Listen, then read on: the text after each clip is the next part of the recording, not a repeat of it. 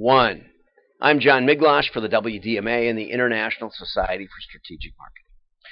Well, I ran across an article about a film that came out. I guess it came out this spring, and it's a documentary called General Magic, and it's about a company that was in the 90s, and they actually had the first smartphones, social media, e-commerce, touchscreen, and even emojis. They also had some, in order to build some of that stuff, they created an operating system that I guess became Android, and they thought they were kind of partnering as a think tank for Apple, and then Apple kind of stole all the stuff, I guess. Oops.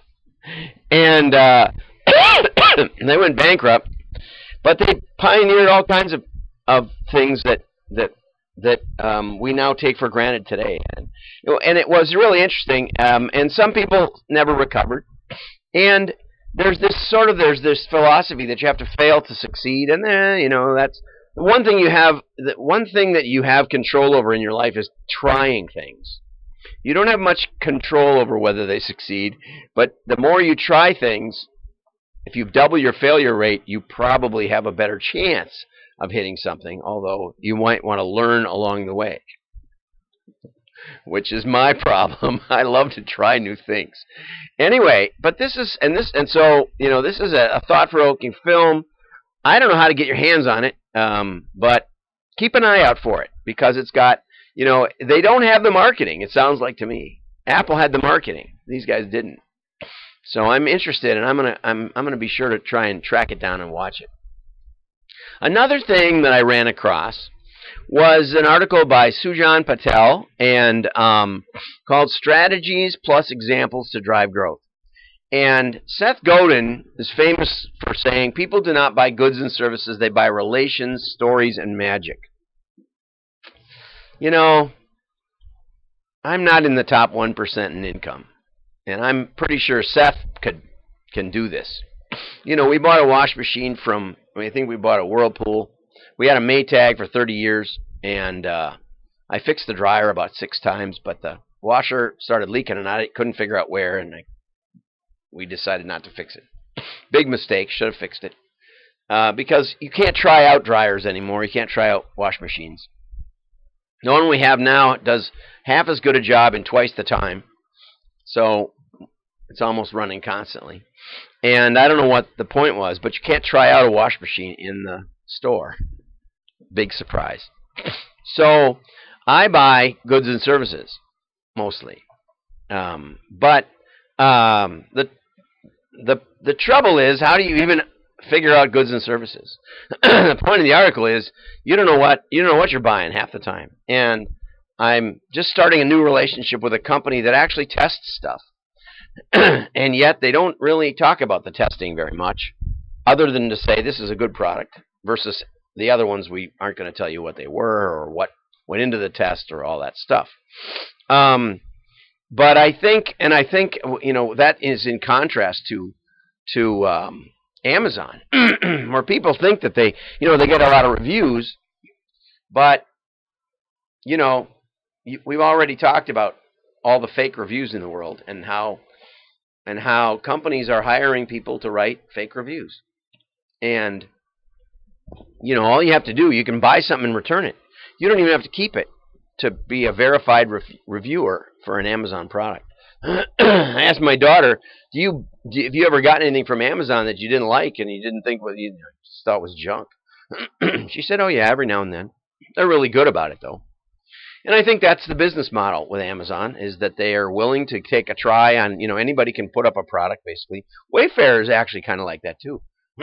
On their website, I've had a few products up there that not that I personally produced, but that I helped produce with my clients, and they sort of upload the pictures and the copy to try to get a trial out there. And so instead of the traditional model where a merchant, and you can think about this in the publishing industry too. I have 3 books up on Kindle. Are they any good? Sure. I've got great reviews, even from my bishop. But nobody looked it over and said this is a terrible book or this is a great book or whatever. Nobody on it from Amazon did. And so the model has switched from gatekeepers, keeping your book from getting out there, or keeping your product from getting out there, to we'll put anything up, and if you get reviews, we'll keep it, and if they all come back, we won't keep it. And it's a really interesting change in the model. I talked to Carrie Masters, who's a friend who helps companies with their Amazon, with managing the relationship with Amazon. And I said to her, Carrie, how do you launch a new product on Amazon? And she said, it's challenging because basically, you don't get sales unless you have reviews, and you don't get reviews unless you have sales. Well, here's an article from BigCommerce.com that talks about how a really interesting way to move your product along in the process is influencer marketing. Okay, there are people that run YouTube channels like this. Feel free to send me a big screen TV. I will happily review it and let my 3 viewers know. There are people who do that. That's all they do, and they get a lot of stuff. And they do it. Some of them do it for fun. Some of them, I think, make a living at it. But the bottom line, when we boil it all down, is millennials say only 1% of them trust advertisements. No, that's not true.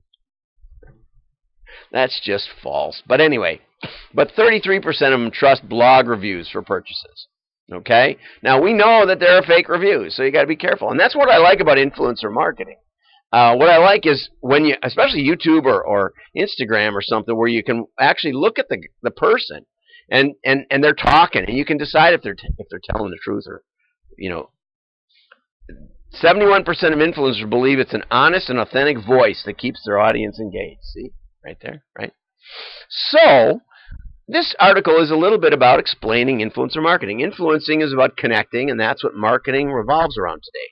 Making us feel connected with the product and the people who use and promote the product. Okay, and one way to do it is you can give influencers codes that will give their subscribers discounts, but they'll be trackable. And one example here is Tim Ferriss, and he promotes Audible, and I know. I can't think of the name of it. We're Smarter Every Day. I was thinking, learn something every day. No, that's not it. It's Smarter Every Day. That show does Audible as a sponsor, and if you go to the link that they tell you, not only do you get a discount and a free ebook, but you get to see their list of favorite books, which I think is kind of cool.